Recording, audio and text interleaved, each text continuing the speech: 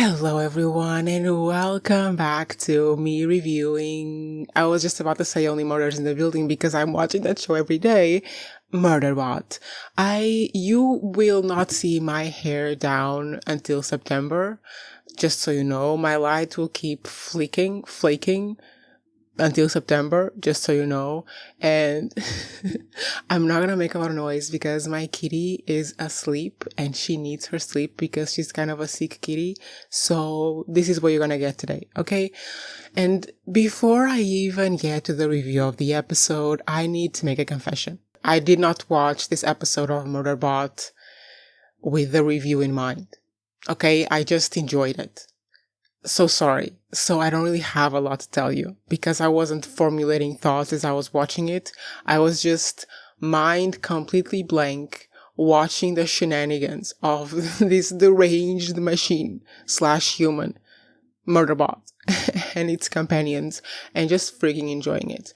I will say this though, because we're going to have the finale next week, so I'm going to put my reviewer hat on and I'm going to give you a proper, scripted review of the whole season and what I loved and what I didn't love and she's moving, and what I'd love to see in the next season and how I'm going to read the books now. So you'll get that next week. However, this week I want to say this, and it's going to be a very short review if you haven't figured it out yet. I love this show. This show was made for people like me because I love sci-fi and I am a cheesy, cringy, emotional ass bitch. Okay, I cry at everything. I cry so much. I'm the little shit that for years, every time I was rewatching Titanic, I started crying like half an hour before the movie ended. Okay, I'm that person. So you show me a TV show where these characters like grow to love each other and it's like a found family kind of situation. And it's this one character, Murderbot, who is the misfit, who doesn't have a place for him, who's been so mistreated and treated literally like an object for so long. And now he finds people who actually care for him and are willing to sacrifice themselves for him. And he becomes like attached to these people. It becomes attached to these people. And it's just so goddamn sweet because when Murderbot and Mensa fell off of the cliff and they all came like to rescue them and they all went to Mensa, and as soon as they had made sure that Mensa was okay, they all came to Murderbot. They all came to it. It was so cute. Like, I'm the perfect person for these like sarcastic yet emotional kind of shows. Like, I'm the perfect person for it. And I just enjoyed it. Honestly, I wasn't even making an effort to try to review certain aspects of it, even though I noticed some things, like the fact that Murderbot is a little bit petty. He's a little bit of a petty bitch because it's like when, what's his name? Gura. When Gura was like having trouble looking at it and Murderbot was like, oh, we have a problem with eye contact, do we? That was so petty, but I get it. I relate so much to this idiot little machine slash human. And actually, there's something that I read in a comment from my previous video that I thought was really cool. And this is why I want to read the goddamn books. I can't wait to like learn more about the world of Murderbot and like the little details, because that's where the theories are, isn't it? Is in the little details that you learn while you're exploring the world and you start like understanding how it works. Because someone commented that Murderbot potentially has those memories because he not only has memories from like the hard drive from the machine part of it, but it also has memories from the organic part of it, like the brain, because Murderbot has like brain parts that are organic parts in its like body, or however you want to call it.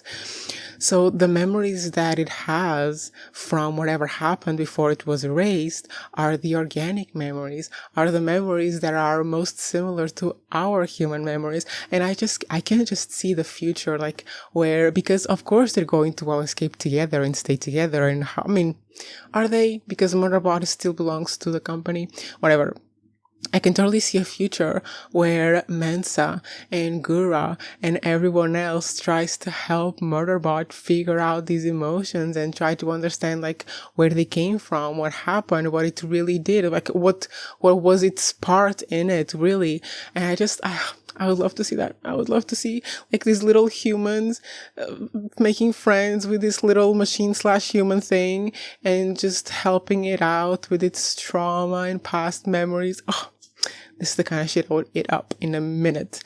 But I mean, in the next episode, they're gonna have to flee, right? Because now the goddamn beacon is working and the other team is taken out. So they're gonna have to flee somewhere. And there has to be that part where they are like about to flee and they're about to make that decision. Oh, do we take Murderbot with us? And I think at this moment in time, there's no way in hell Mensa would consider not taking it with them. But if they take it with them, that's going to be a problem for the company. No! Oh my god, I just remembered because this team reported it as, what was it? Destroyed or something like that? Like that they would take like it back to the company, so it could potentially be free to roam the universe by itself. Oh, I should have paid more attention. This is what I mean. I was just watching it for fun. I wasn't paying attention to all the details. But yeah, I really enjoy this show. I'm gonna have a blast reading the books. And now that my reading slump is over, if you guys didn't watch my Testaments video, the book, The Testaments, cured my reading slump, which is kind of ironic because in part my reading slump started because of how much the world is fucked, especially being a woman in a country that seems to be falling into fascism. Like this morning, I was just reading the news about this, politician that belonged to the Socialist Democratic Party, which is the party in government, and she literally left the party because the party is like being way too friendly with the fascists in parliament. And that's my country. That's part of the reason why I was in a reading slump. I couldn't enjoy the thing that I usually enjoy the most because I was feeling that my future was doomed into fascism. Like I was literally playing over scenarios in my head of how I would get through the possibility of being in a political prison, because we've had those in the past in the country, and not a distant past, like 50 years ago. So yeah, the Testament somehow cured my reading slump. Maybe the idea that fascist regimes can't fall did it for me. Who knows? So now I'm reading more. I'm currently reading a Portuguese book from actually an author that I didn't know exists until recently because I bought the book a couple months ago, and she's from very close by. Like I'm from a village in a town in a city in Portugal, and this person is from a village in a town in the same city. So we are from different towns, but in the same district. And it's just fun to see that someone from the similar background actually made it out and is a published author. This is her 4th book. She's a published author. And, there's hope for me. If you don't know this about me, I'm a writer and I've been working on short stories, getting some stuff out there, and I am actually writing a novel. Yeah, I am. You're never going to hear about it again until I get it, if I ever I get it published. So there you go. Anyway, all this to say that my reading slump is cured. I will be reading the Murderbot books, probably on a PDF. So sorry about that.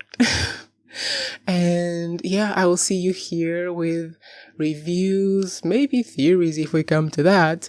And yeah, you can find me here again next week. I will give you a proper review of the show and my appraisal of the overall show. But I mean, if you've been here for the past few weeks where I've been reviewing it, either very quietly with my kitty sleeping or very delusional, maniacal, hysterical. If you're new to my channel, you wouldn't know this, but a lot of my reviews are quite hysterical. I'm the stereotype of the 1950s hysterical woman that needs to be hospitalized.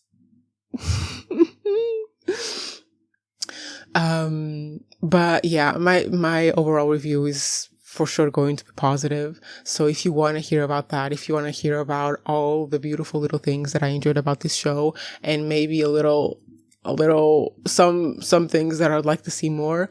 Oh no, she woke up. Go back. Okay, she's back. You can find me here. I will go over it and give you my opinion on the show and why I loved it so much, because it'll be a positive opinion. And yeah, I will see you guys then. You can find me here next week for that video, or possibly even today, because we're going to do the finale review of Duster. I was so wrong about Duster in the beginning, because I was like, yeah, it's a run-of-the-mill show, no originality here, and then it turned out to be a super original TV show. Like, I need to go back in time and correct myself, because I was so wrong. But anyway, find me here later today, potentially tomorrow, with that review, and yeah, I'll see you then. Bye.